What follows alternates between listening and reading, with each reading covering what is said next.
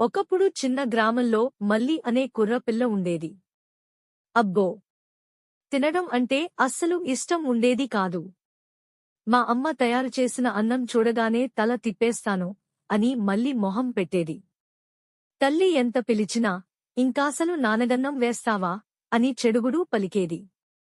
ఒకరోజు తల్లి మల్లిని ఒక కథ చెప్పాలని ఆశపడి బల్ల దగ్గరికి పిలిచింది.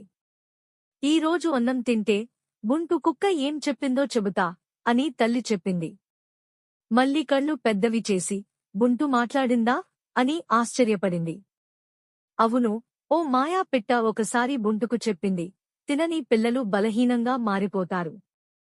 వాళ్ళు ఆటలు ఆడలేరు, పక్షులా ఎగరలేరు. బంటు అడిగింది, అయితే మల్లికి చెప్పవా పిట్టమ్మా? ఆ పిట్ట మల్లికి చెబుతోంది, అమ్మ చేసే అన్నంలో ప్రేమ ఉంటుంది. అది తింటేనే ముచ్చట. అంతే. మళ్ళీ మిగిలిన అన్నం అన్నీ తినేసింది.